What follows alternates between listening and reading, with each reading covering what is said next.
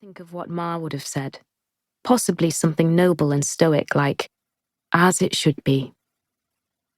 Our newcomer drops down, toward the first ring. A shiver runs up my spine. Not many die up in the first ring, where the palace sits like a flicker of frozen flame. The newly dead disappears from view, falling somewhere in the palace gardens. I itch to go directly, but it's not worth getting yelled at for going in without backup. I fix the direction in my mind, taking measure of the distance so I can report it accurately. From the third's watchtower, it's several hours' walk. Lucky, then, that we don't need to walk. I take a breath, bracing myself, and sprint towards the roof's edge. I leap, and my heart jumps into my throat as I plummet. I touch the icondyle at my throat, and the cloak's black feathers arc around me, guiding my plummeting dive down the side of the watchtower. Sandstone blocks whiz past my nose faster and faster. I roll to the side, hurtling past a balcony that would have flattened me, and roll again to miss another. The balcony I want speeds toward me, filling my vision, so close I can see the cracks in the stone. I pull up. The cloak grows taut as it catches the air and tries to slow my descent. My stomach drops. I've pulled up too late. I twist, getting my legs under me, and land with a thudding impact that rocks through my knees and up my spine. The crack of my landing reverberates through the balcony, sending shudders up the glass-paned doors. From within, the sounds of bickering fade into startled silence.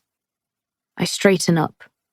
The pain in my legs fades away, though I don't doubt they'd be broken in life.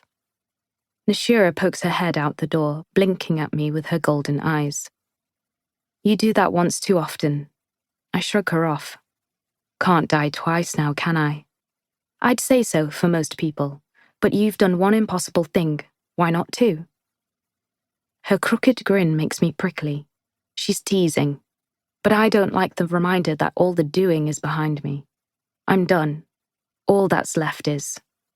Oh, I say as my thoughts interrupt each other. There's another one. The others glance up at me from their various positions around the room. Most wear blood-red uniforms near identical, save for changes in fashion, extra thick shoulder pads, black banding around the arms, a few with their family icons embroidered on their chests. In life, most were Wardana, the city's sworn protectors, armed with icon-forged weapons who fought off the beasts that came from the storm. In death were a welcoming committee. Nashira pumps her fist. Yes. A couple others make unconvincing sounds of excitement. Have fun, one of them offers. She turns on them, scowling. Where's your spirit? An orange-haired man glances up from his card game. If she's going, he says, pointing a card at me, then what do you need us for?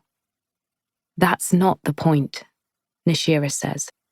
Her eyes gleam with the telltale sign she's working herself up into a good fury. I sigh, tuning out their argument. He says something about the ghouls. She says something about having each other's backs. I make my way to the balcony's edge and leap. The 1001 feather cloak catches me right away.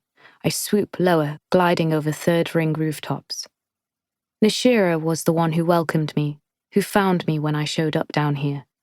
With her golden cat-slit eyes, dark hair, and slinky, sultry grace, I'd mistaken her for her brother and thrown myself into her arms.